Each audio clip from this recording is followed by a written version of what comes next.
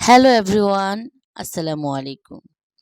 আজকে আমি আপনাদের সঙ্গে শেয়ার করছি একটা অর্গানিক হেয়ার অয়েলের রেসিপি। কারণ এই অয়েলটা আপনারা অনলাইন শপ থেকে কিনতে গেলে খুবই চড়া দামে এটা কিনে নিতে হয়। তো সামান্য কিছু উপকরণ দিয়ে কিন্তু আপনারা ঘরে তৈরি করে নিতে পারেন অর্গানিক হেয়ার অয়েল। তো আমি আজকে উপকরণ যা নিয়েছি তাই আপনাদের সঙ্গে শেয়ার করব। ৮-১০টা বাদাম, পেঁয়াজ ৩টা, ৭-৮টা আমলকি এবং মেথি, কালো জিরা এবং বড় সাইজের ২টা রক্তজবা ফুল, সেটার আমি পাতাগুলো ছিঁড়ে নিয়েছি। সামান্য কিছু থানকুনি পাতা, মেহেদি পাতা, অ্যালোভেরা এবং আদা কুচি। সমস্ত উপকরণ আমি একসঙ্গে এখন একটু ব্লেন্ডারে সমস্ত উপকরণ না, যেমন মেথি, কালো জিরা, আমলকি আর বাদাম আমি এক এক করে ব্লেন্ডারের জারে দিয়ে দিচ্ছি, যেটাকে আমি ব্লেন্ডার করে নিব। পুরো মিহি করব না, মিহি চাইলেও করে নিতে পারেন, কিন্তু আমি হালকা ভাঙা ভাঙা করে নিব। এর জন্য আমি সমস্ত উপকরণ একসঙ্গে মিশিয়ে নিচ্ছি। আর ধন্যবাদ যারা আমার ভিডিওটা দেখছেন, তাদেরকে অসংখ্য ধন্যবাদ। প্লিজ আমার ভিডিওটি যদি আপনাদের ভালো লেগে থাকে অবশ্যই আমার চ্যানেলটা সাবস্ক্রাইব করবেন এবং পেজটা ফলো দিয়ে দিবেন। এখন আমি ব্লেন্ডার করে নিয়েছি। এখন আমি চলে যাব মূল প্রসেসে।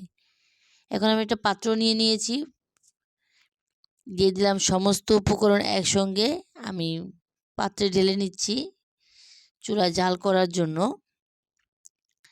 এবং আমি দিয়ে দিলাম 1/2 কাপ পরিমাণ পানি। আপনারা পানিটা অ্যাড করতে না চাইলে শুধু তেলের উপরও এটাকে ভাজা করতে পারেন, কিন্তু পানিটা দিলে বেশি ভালো হয়। এখন সুন্দর করে মিক্সড করে নিচ্ছি। আবারও একটু তেল ইউজ করে নেব, আর একটু তেলটা ঢেলে নিব। এখন যেহেতু হালকা একটু ঠান্ডা আছে, তো এই কারণে তেলটা একটু জমে গিয়েছে। আপনারা যে কোনো তেল ইউজ করতে পারেন বা হোমমেড তেল ইউজ করতে পারেন। তো আমি প্যারাশুটটা ইউজ করলাম, কারণ আমি সাধারণত প্যারাশুট তেলটা ইউজ করি। এখন চুলায় বসিয়ে দিয়েছি। এখন বলকের পর এটাকে আমি খুবই অল্প আঁচে রান্না করব। পানিটা জাল করতে আমার সমস্ত উপকরণের যে নির্যাসটা সব বের হয়ে তেলের সঙ্গে মিশে একাকার হয়ে যাবে। এর জন্য আমি অনেকটা সময় নিয়ে এটাকে অল্প আঁচে রান্না করেছি। ততটা সময় পর্যন্ত রান্না করেছি যতটা সময় পর্যন্ত এটা গোল্ডেন বাদামি কালার না হয়ে যায়। এখন দেখুন আমার সমস্ত উপকরণ কিন্তু ভাজা হয়ে গেছে। এখন এটা আমি স্ট্রেনারের ছাঁকনিতে এটাকে এখন আমি ছেঁকে নেব। আপনারা চাইলে সুতি পাতলা কাপড় দিয়েও এটাকে ছেঁকে নিতে পারেন। এখন সাহায্যে ছেঁকে নিচ্ছি। আমার এতটুকু পর্যন্ত তেল হয়েছে, সাথে একটু কাস্টার অয়েল ইউজ করলাম। কাস্টার অয়েলটা একটু বেশি ইউজ করা যাবে না, এটা খুবই আঠালো, একটু অল্প পরিমাণ ইউজ করতে হবে।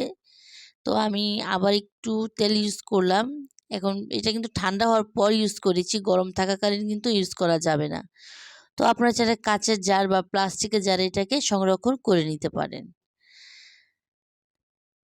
এটাকে এখন এটাকে আমি দীর্ঘদিন দিয়ে এটাকে অ্যাপ্লাই করব।